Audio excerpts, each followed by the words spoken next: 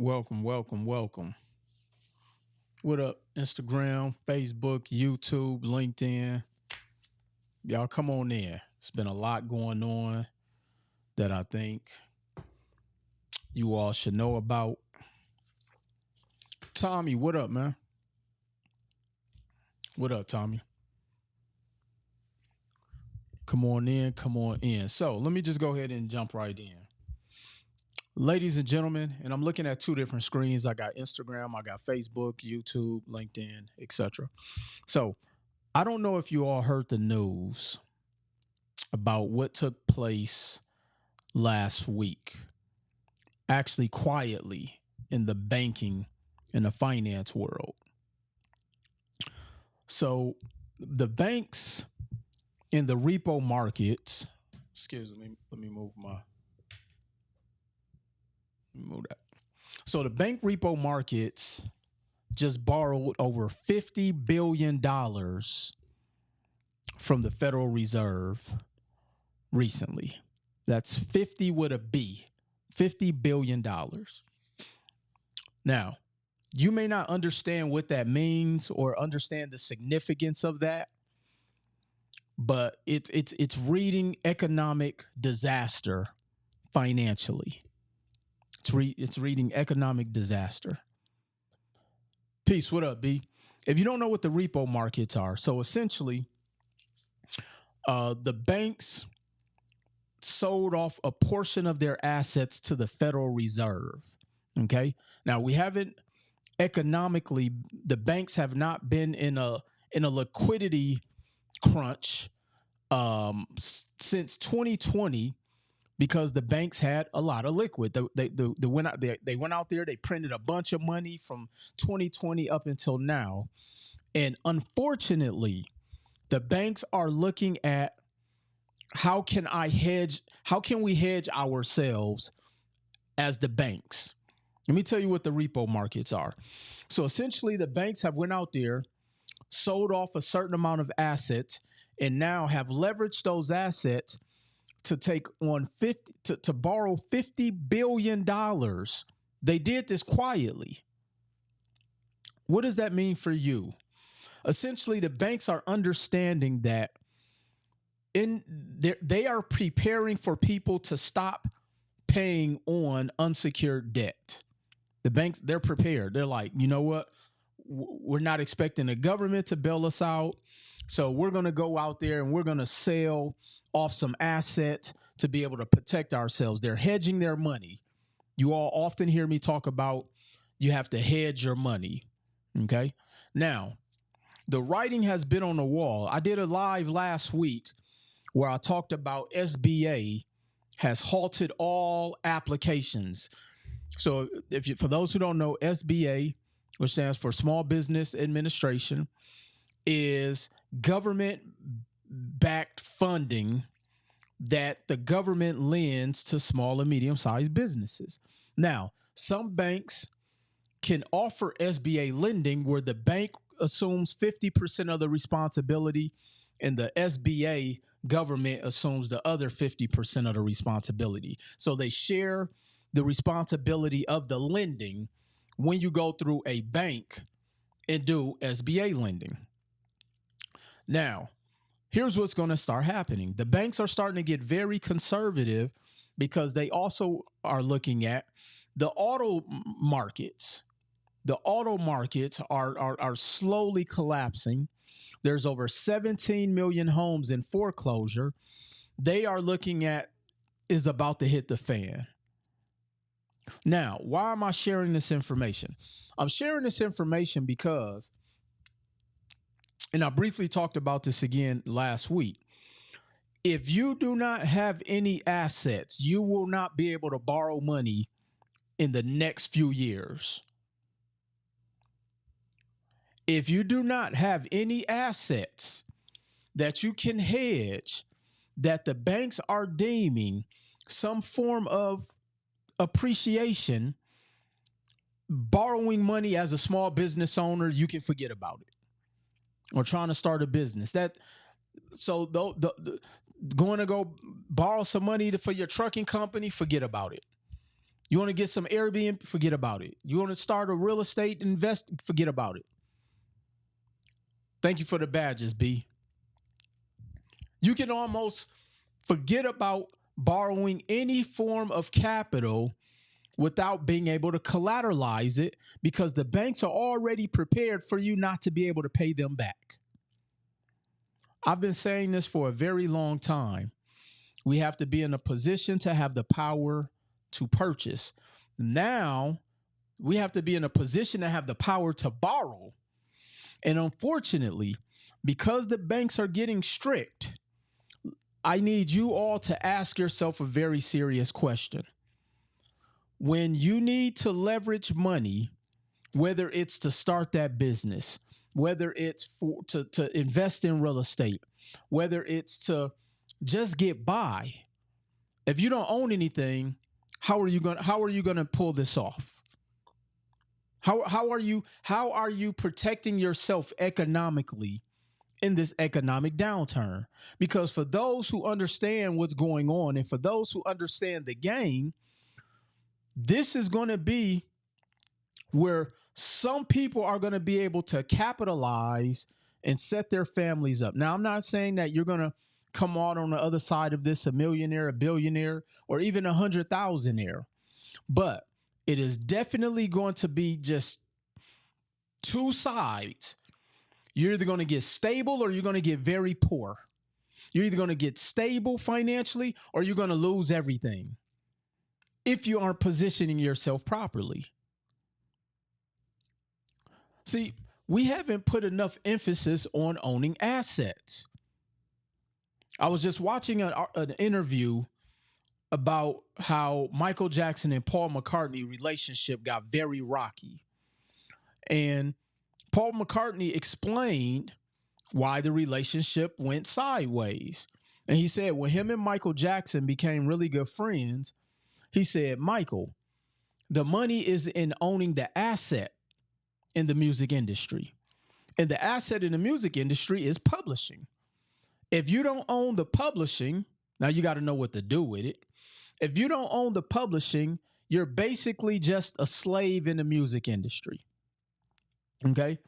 And so Michael listened to Paul McCartney because the Beatles really didn't start making a lot of money until years down the line. So Michael Jackson went and bought the Beatles publishing. And Paul McCartney actually said that the bulk of their money from the band standpoint came from touring. They actually didn't even get the percentage that they made in publishing. Let's say it was 25%. They had to split that 4 ways. So after they bust down 25%, they're getting what, like 6% a piece? It wasn't a ton of money. So him and Michael's relationship actually became estranged because he went out and bought the Beatles publishing, which essentially mortgaged the Beatles' financial future, and they tried to buy it back. And fast forward, we all understand, for those who know what ended up happening. And when I heard that interview, it got me to thinking, what asset do you own that's going to protect you financially to where you're not going to have to tap dance into your 80s? This is why Paul McCartney is still touring. If you see an artist touring in their 80s, it's not because they want to. It's because they have to. They have expenses that are going to last them the rest of their life. That $10 million property they have, the upkeep is probably $1 million a year. So ask yourself, what assets are you going to have when the banks are starting to tighten up? What assets do you have to leverage when your job slows down or the hours slow down? See, one of the number one things that I personally think why it's hard for them to get ahead financially is because the money that they borrow and that they live off of is too expensive. Everybody type in the chat, the money is too expensive. And I'm going to break this down for you. Most of the time, the money that people live off of is too expensive. And most of the time, the money that they borrow is too expensive. And this is why I say once you understand the mathematics of how all of this works, you will never look at money the same again. See, I have an unfair advantage. Katina Street has an unfair advantage. Jahad Jones has an unfair advantage.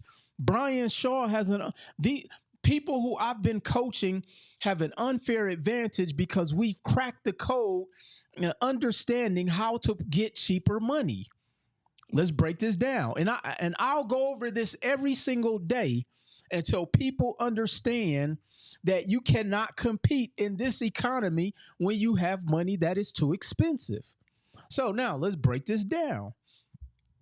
Now, your paycheck, that is the most expensive money you borrow.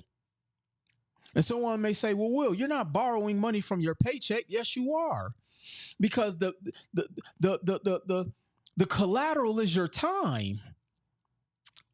The collateral for your paycheck is your time. And as soon as you make $1, check 30% off from that dollar.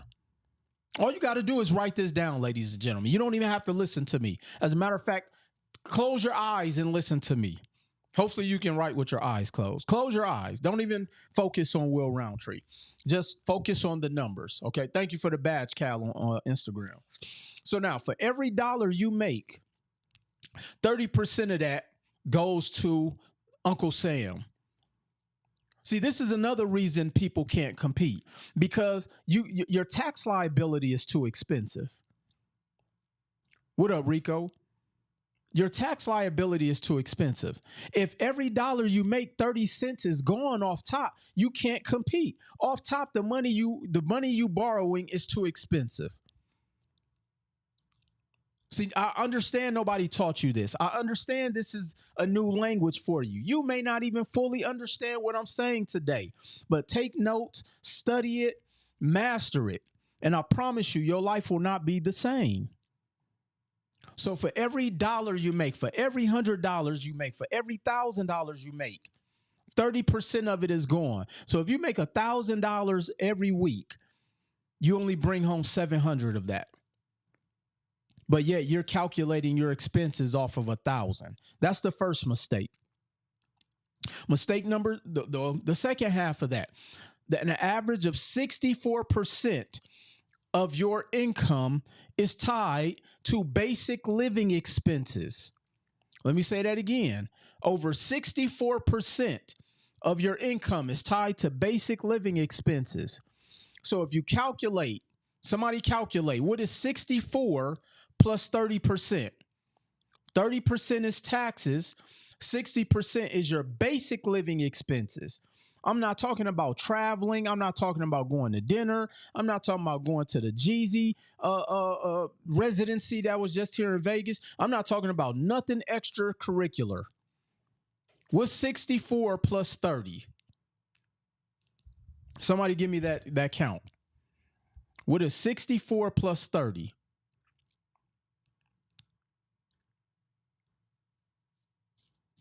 64% represents your basic living expenses and 30% represents taxes. That's not 94%. Oh yeah, excuse me. That's 94%, excuse me. So at 94%, 94% of your income is locked up off top. That means you have 6% to try and get ahead in life. 6%, ladies and gentlemen. Let me say that again. And that's if you're lucky that you're only spending 64%. Some people are spending more than that. Imagine those who have child support. Imagine those who have a wage garnishment. Imagine those who are in a Chapter 13 wage earner payback. Imagine those who have massive credit card debt. Imagine those who bought a vehicle they can't afford. Imagine those who bought a house and over leveraged themselves for the house that they live in. Now you're at 104%. How do you get ahead? There is no way. And so ultimately what ends up happening, the money that you have is too expensive.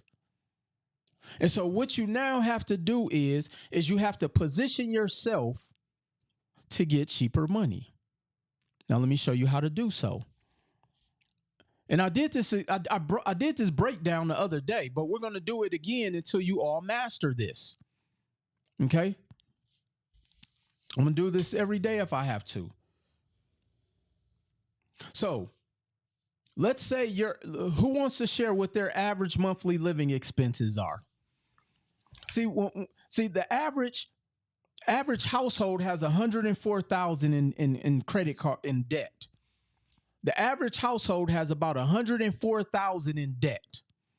So once we add the $104,000 in debt, the average rent in North America is $2,000. The average car note in North America is $1,000, including insurance. So by the time you look at, literally just type this in YouTube to see what does it mean when banks borrow against the Fed's reserve. You popped up. Definitely stay tuned in. Stay tuned in because I'm going to break this down. So let's say you have $100,000 in debt. That's credit card debt, auto loans, maybe some student loans. You have some personal loans. That necklace you bought when you was 22, you still paying it off. All of the unstructured debt you have. Okay, so let's say combined you have $150,000 in debt.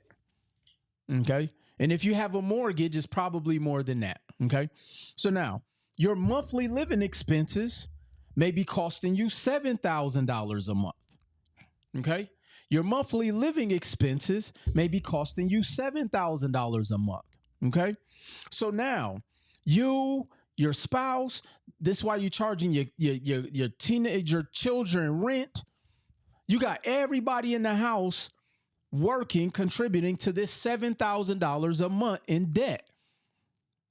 But that doesn't even, you're not even chopping down the $150,000 of debt that's fixed, because you can't make money fast enough, because 30% goes to taxes, 64% goes just so you can sleep at night, and then you're trying to entertain your family on 6%. So now you can't even pay down your debt. This is why most people never get out of debt. You learn this one strategy I'm about to teach you right here, because essentially this is what the banks just went and did.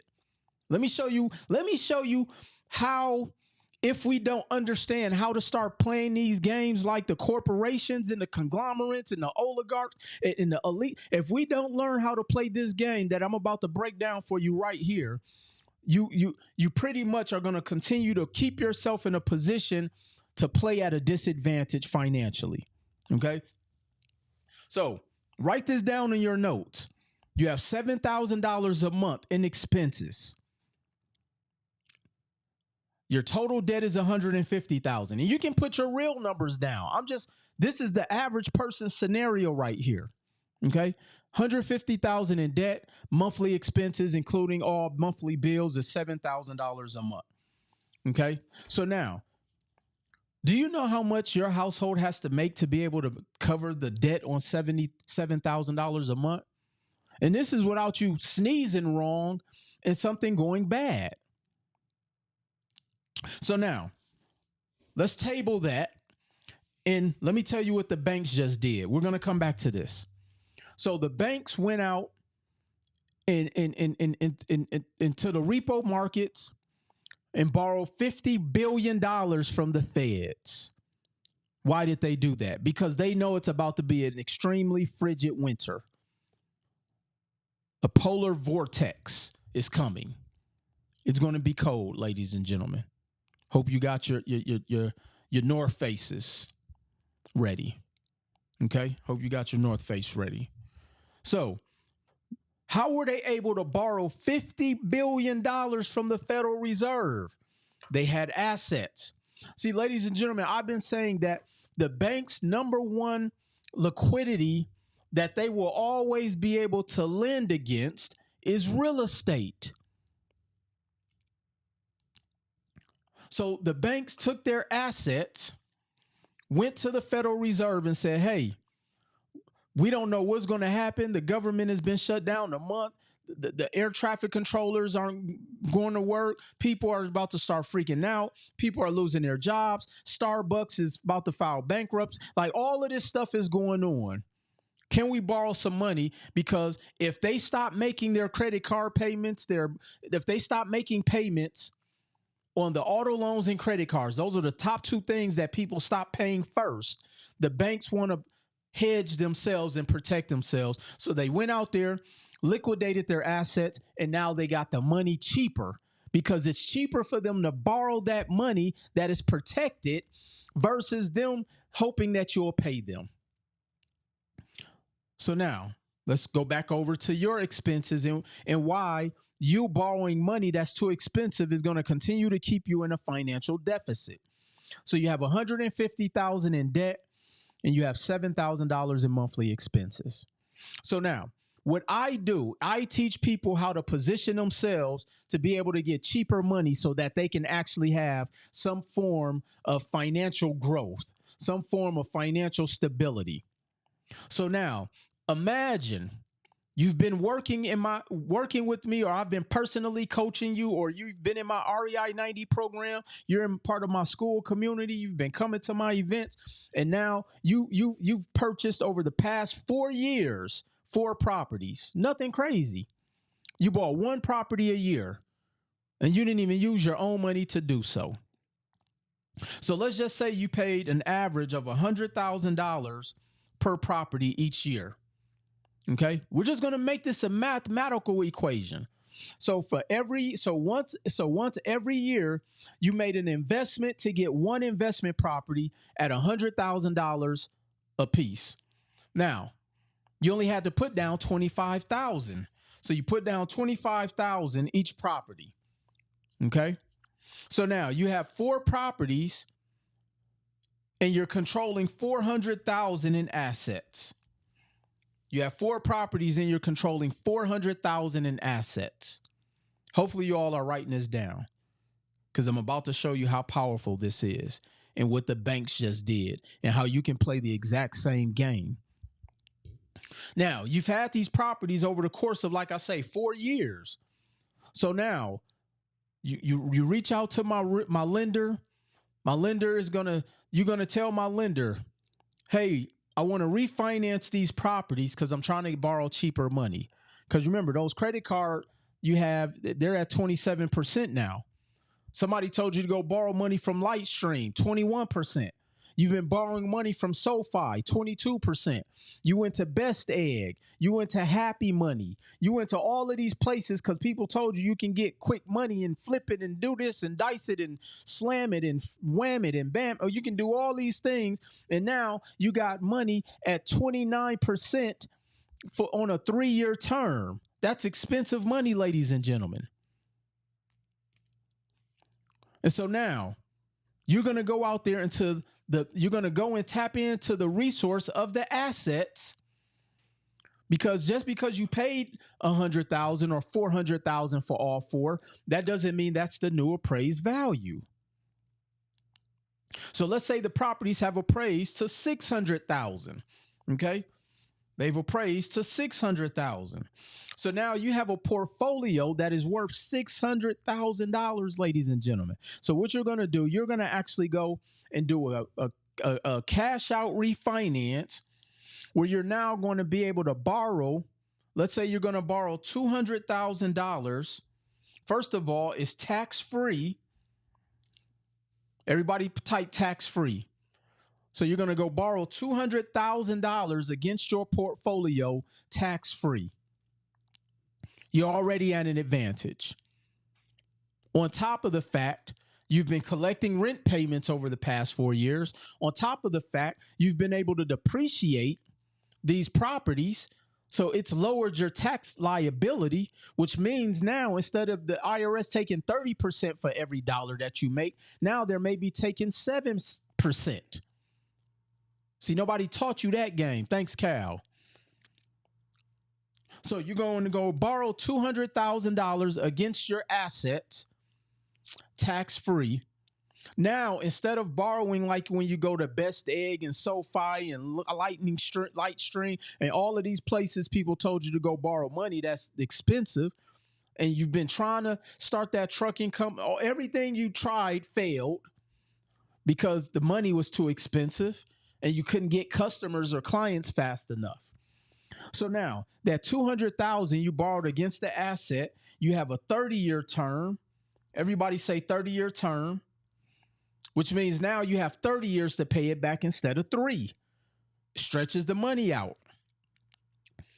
Now, instead of borrowing at 29% from Lightstream, you're borrowing at a 7.25%. 7.25%. So now when we break that down, that 7.25% on $200,000 is now costing you, let's just say, approximately $1,500. Okay? So now you've been able to borrow $200,000 that is protected and hedged by the assets that you traded into the banks. Just like when the banks went to the repo markets and they gave you $200,000 on something that they know that is going to always make them money. And they gave you 200 grand over 30 years, 7.25%. And I'm just guesstimating. I'm not a realtor nor a lender. I just have a lot of real estate that I've been able to play this game at, so I know the numbers. And so that 200 grand is going to cost you, let's say, $1,500. Okay. So now you're going to take that 200,000 and you're going to pay off that 150,000 of your consumer debt. You're going to take 150,000 of the 200 and pay off that consumer debt. Okay. So now, who remembers how much we said monthly that it was costing you with this 150,000 in debt? How much were your monthly expenses? Who's been taking notes? What did we say it's cost us per month to live with this particular scenario? You had $150,000 of debt that wasn't making you any money.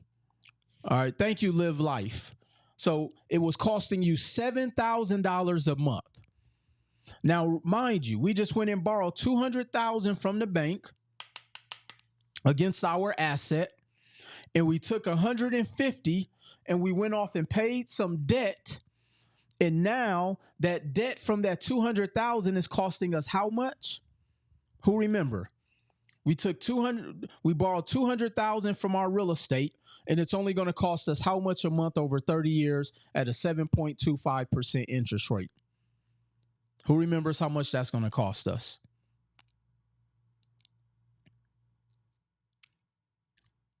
Let me see if somebody gets the answer correct.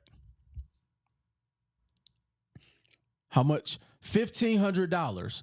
So now, how much cheaper did your lifestyle just get when you're able to pay off the bulk of your total consumer debt, and now you've lowered your expense liability, you've lowered your tax liability, and guess who's paying that $1,500 a month against that 200 grand?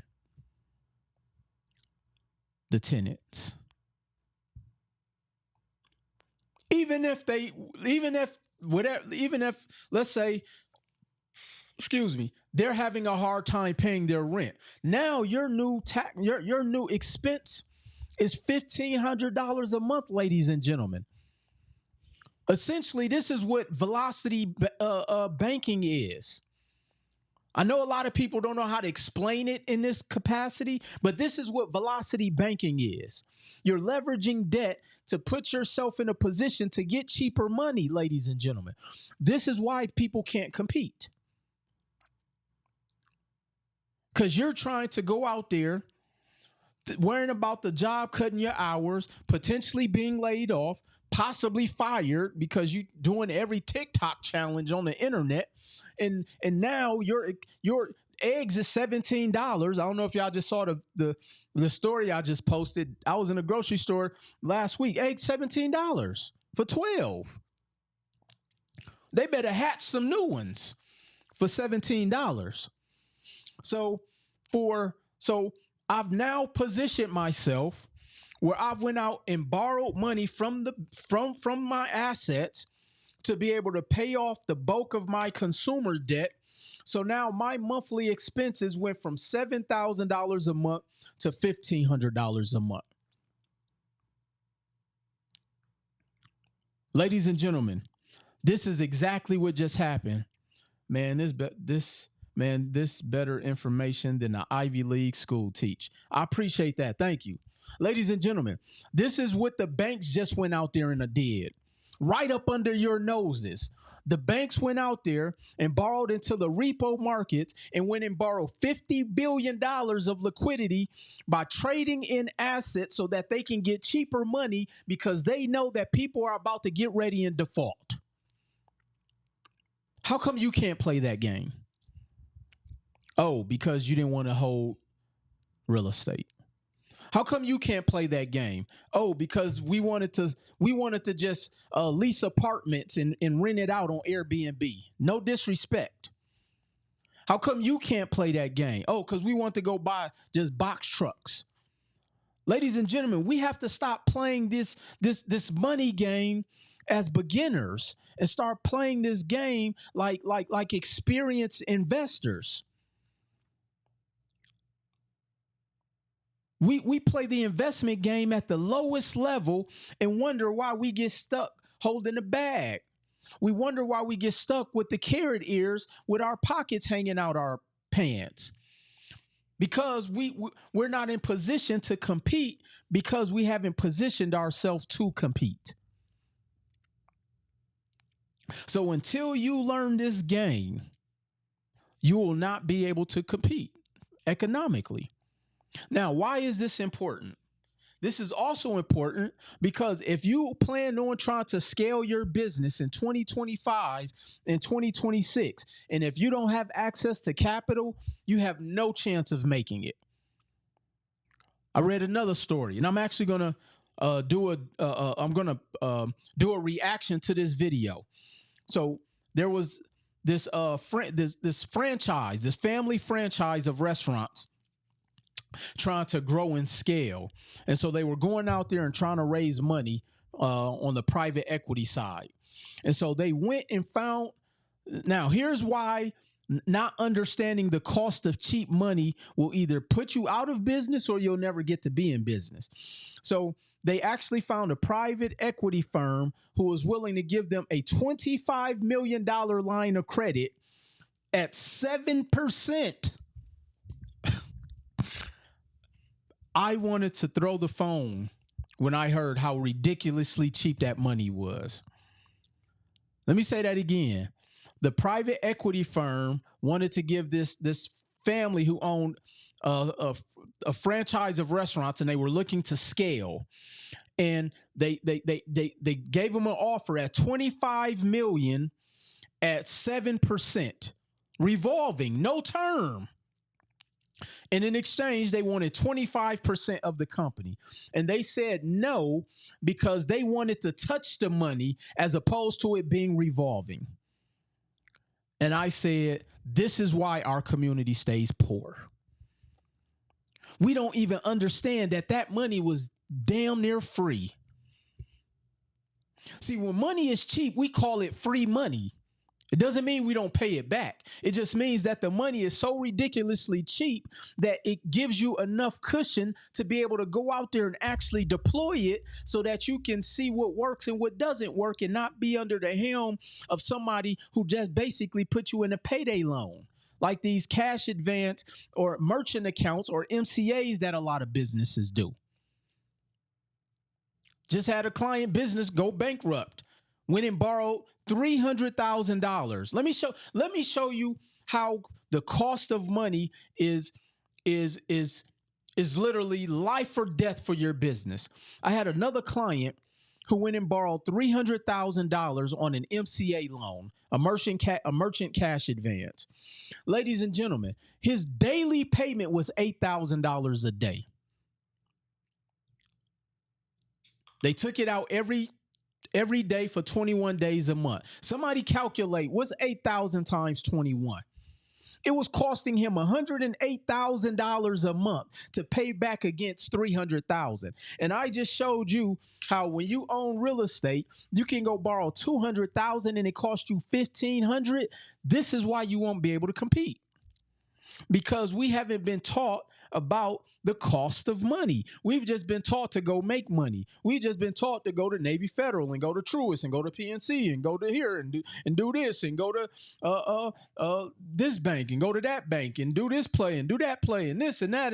And once you get the money, you ain't even putting it towards something that appreciates so you can keep getting money. You keep blowing it. And then get mad when you can't borrow no more money or you don't own anything. The bank doesn't care about your LLC. They laughing at people. The bank don't care about your EIN number. The bank don't care about your self corporation.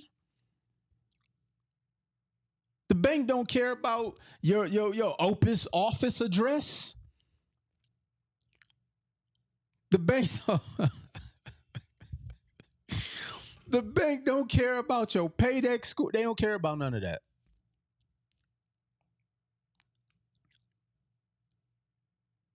When you don't understand how to position yourself to get cheaper money, you will always run out of money. Go ask a lot of these quote unquote real estate investors that keep running out of money because they don't know how to get cheap money. Go ask the entrepreneur who's been struggling trying to bootstrap and get his business up for the past 7 years, because the money that they keep the only money they have access to is too expensive. But go ask a real estate investor who has a string of properties that they've built up their bank and they've built up their liquidity from an asset standpoint to where now you can go and borrow $500,000 and it'll only cost you $4,500 a month. Think about that. I just told you I had a client who borrowed $300,000 on an MCA and it was costing him $168,000 a month. These are true numbers. Just go call any MCA company right now and ask what the daily payment is. It's not monthly. You pay them daily, and they take it out of your bank account every single day.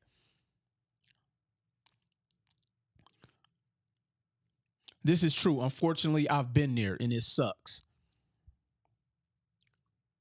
$300,000 on an MCA loan costs $168,000 a month, but yet you can go and borrow $500,000 against your real estate portfolio, and it'll cost you $4,500 a month, less than what most of you pay in monthly expenses. This is why I don't try to convince people to play the game I'm playing, because I already know most of the games you're playing, you're losing.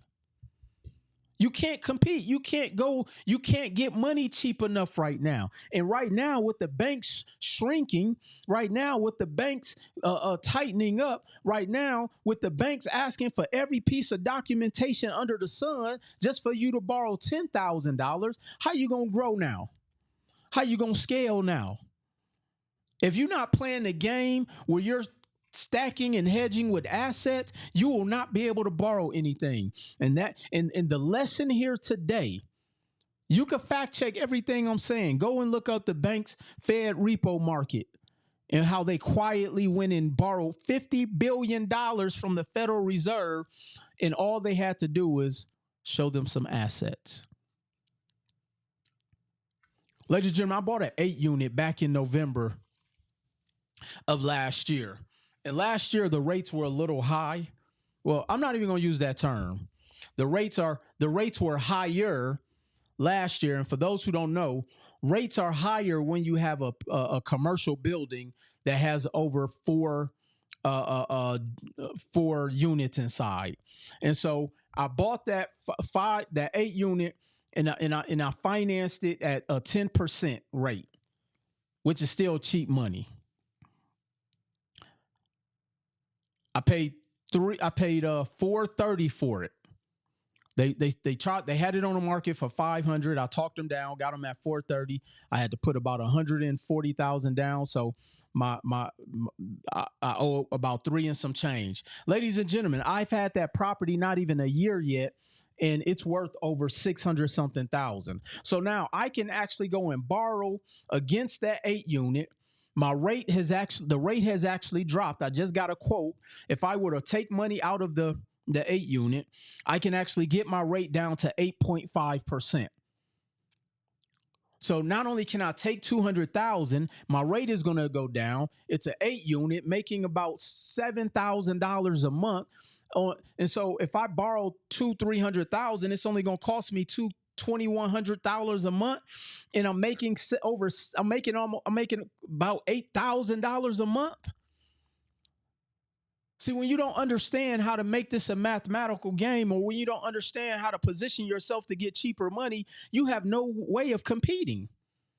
So keep going and buy that car at 15% interest rate. That's going to depreciate. Keep spending your money on all of the depreciating assets that you think make you look cool, so you can get a viral moment on TikTok to get 2 million views, so you can get a check for $3,200. And then next thing you know, you trying to tap dance and get even more bizarre with your videos so you can continue going viral. When all you have to do is learn how to play this game, you work less. When you learn how to invest in real estate, you work less.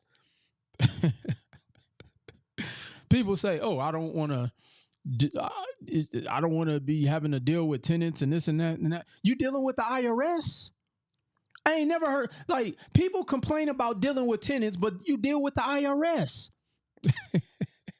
That's why you don't file your taxes. You complain about tenants. We're talking, and I'm going to go and be like, Ivan, we're talking about tenants. Tenants.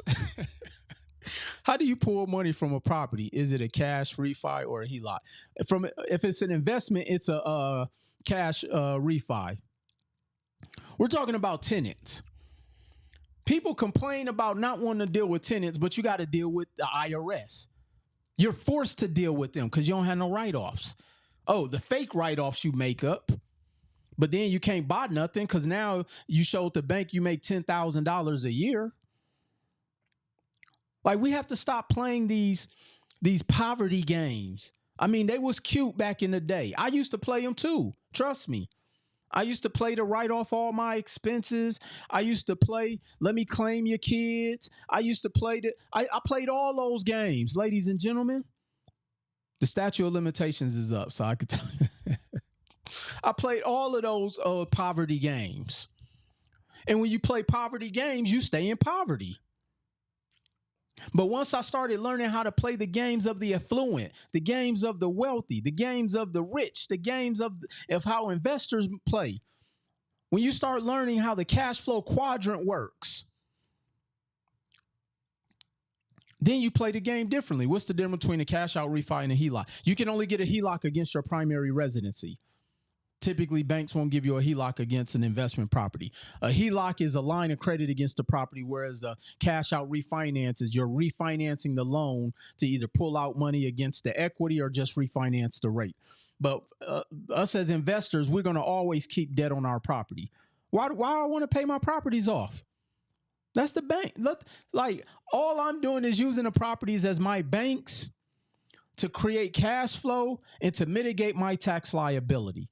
I'm not tying up $500,000 just to say, oh, I paid off my $500,000 unit.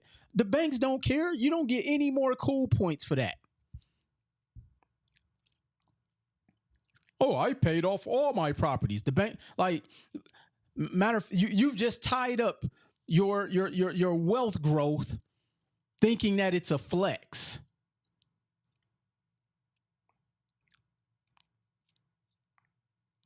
Oh, I paid off my $150,000 car cash. That's stupid. Why would you lock up $100,000 on an exotic vehicle paying cash? And now, if you got like 300 million, then yes. But if you making $300,000 a year and you paid off $150,000 car cash, that is the most ridiculous thing you can do. Why? Because now you just locked up $150,000 on something that's going to depreciate, and by the time you turn it over, it's worth $70,000. Ask me how I know. When I bought my Mercedes GT, I bought it brand new off the showroom floor. Paid $130,000 for it. It's worth $60,000 today. $60,000. But when I bought a property off of 19th and Center and paid $45,000 in 2019, and now today it's worth $180,000. Those are the games I like to play. And I don't even have to pay cash. I don't even have to pay it off. As a matter of fact, I can actually buy the property and never use a penny of my own money, depreciate it, mitigate my tax liability, and then borrow against it tax-free. And it puts me in a position to have the cheapest money to continue to grow financially and go buy more real estate. Until you understand how to play that game, the money you borrow is always going to be expensive. Always. So here's all you all's homework. And if anybody wants to type in the chat, they can. How much are your household expenses right now? Most people don't even know. Because most people only calculate their rent, their mortgage, their car note, their cell phone bills, utilities. They don't even calculate how much they spend on bar food and drinks and liquor and hair and haircuts and shoes and pedicures. Most people don't even calculate that stuff. Keep a mortgage to the hill. For real. I'm pulling every dollar out of my properties. All right. So I'm seeing some people drop their monthly expenses. $4,500 a month, $5,000 a month, $3,300 a month. Somebody said $5,000 a month. Now imagine being able to go and borrow.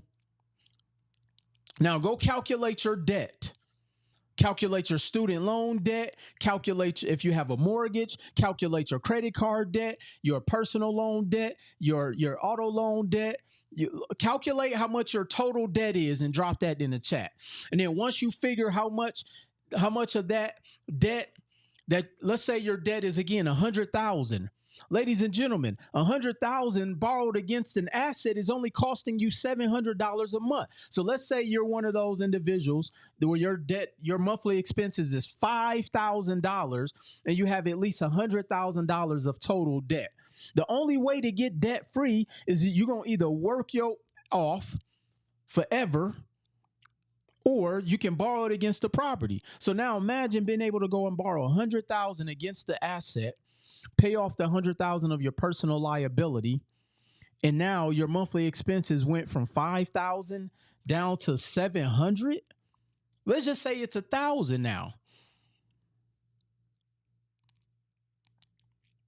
Pure Love said her total debt is $25,000. Pure Love, do you know how much $25,000 will cost you if you borrowed that against your assets? You're talking like $300.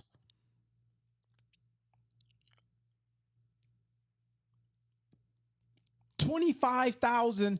So Pure Love just said her total debt is $25,000 and her expenses are about $4,000 a month. She can go. So imagine if she had a property today, because she joined my REI 90 and she learned how to play this game, and she now went and borrowed $25,000 against her assets, paid off her $25,000 in personal expenses, and now she's consumer debt free.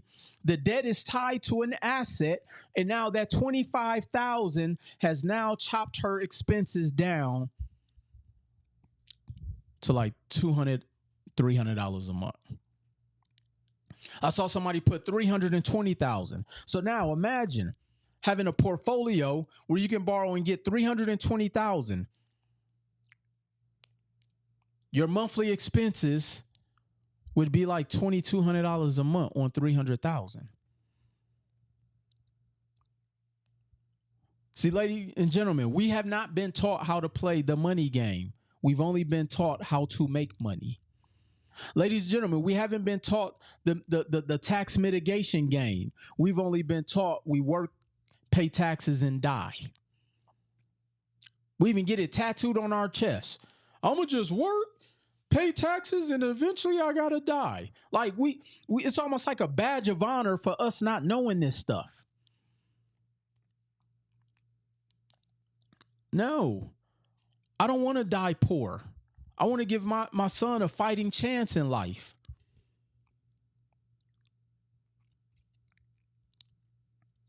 We don't have to keep playing this poverty game, this poverty language.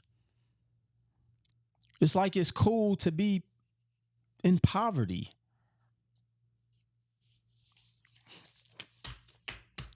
Trust me, I was a champion at playing the poverty game. I had every excuse in the book. Oh well, I'm black, so I can't do this. I dropped out of college, so I can't do this. Oh, my parents didn't teach me them, so I can't do this. Oh, I'm from Milwaukee, so I can't do this. Oh, I used to be homeless, so I can't do this. Oh, somebody scammed me once before, so I can't do this. Oh, I tried. I've been trying to fix my credit for 2 years, so I can't do it. We come up with every excuse in the book. Let me tell you how I know most of these excuses y'all be giving is BS. Yeah, and I played Beat It to the Bank, Brian. I just saw a TikTok video, and it took everything in me not to get in this woman's comments. She was talking about how she was doing a GoFundMe to pay her bills because and I'm not being insensitive because she's about to lose her SNAP benefits. Okay? 5 videos above that, she said she was front row at the Breezy Bowl. Ladies and gentlemen, we got to stop. We make excuses on why we want to stay in certain circumstances.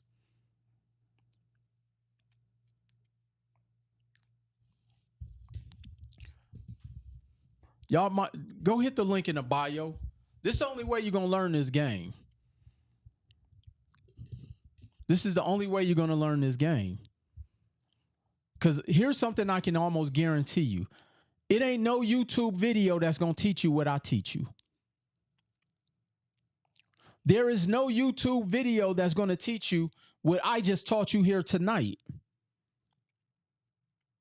There's not even conferences that they're hosting that give this type of information away that I'm talking. Nobody's, especially in the black community, nobody even talking about the bank repo markets.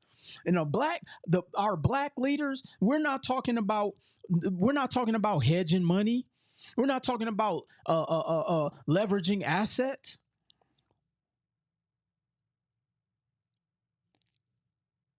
We're not getting this level of information. We're still being gaslit that you can go to Chase and get a 70. People still gaslighting y'all, thinking you're about to go to Chase and get a line of credit for 200,000 with no docs. That doesn't exist anymore. Unless your business is really putting up numbers on a scoreboard. Y'all still being gaslit to think that Key Bank is still giving out business credit cards for 50,000. Y'all being gaslit to think that US Bank is going to give you a business credit card for 50,000 now. Their average approval like 3 to 10,000 right now.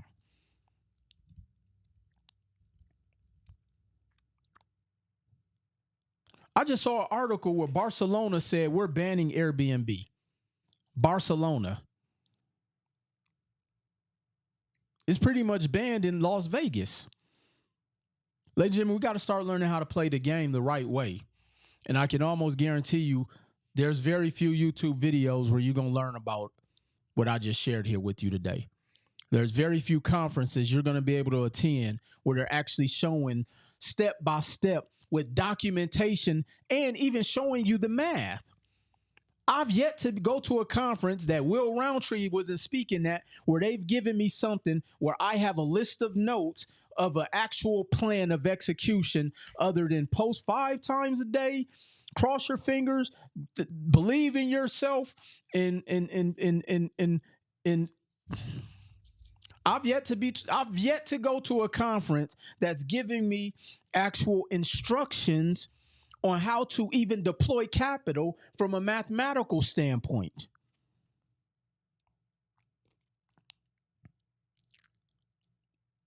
But yet I know what type of watches they have. I know the fleet, the vehicles in their fleet.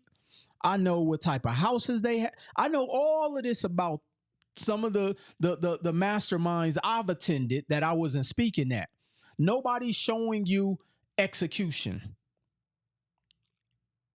They're not even teaching this in paid masterminds. I already know that.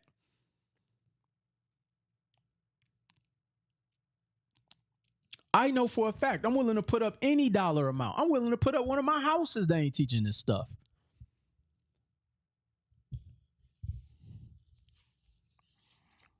And this is why I say I'm not here to convince you,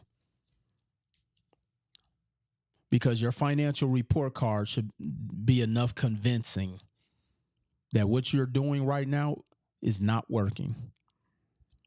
And going to go borrow more credit or business funding is not going to change your circumstance, ladies and gentlemen, because the money that you keep borrowing is too damn expensive. And you don't have anything to even service the debt.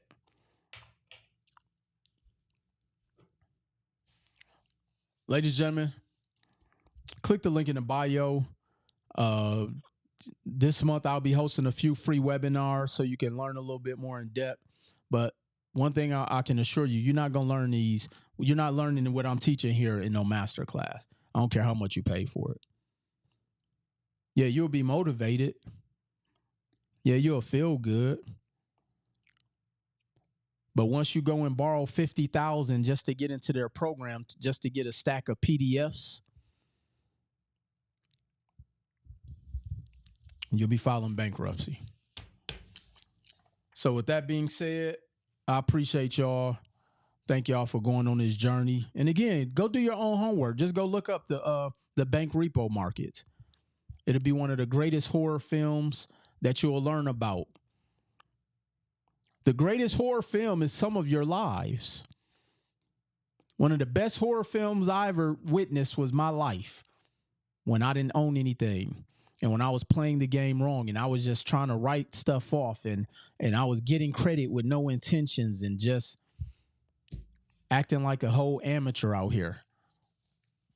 But then I'm telling people I'm a boss because I got an LLC. Bubbles had an LLC. That was Michael Jackson's monkey. He had an Bubbles had an LLC. So, ladies and gentlemen, that means nothing if you can't go and borrow money at 7%. Where are my people who can borrow money at 7%? All right, y'all. Let me get out of here. I appreciate y'all. And y'all already know I'll see y'all at the top. Let's go.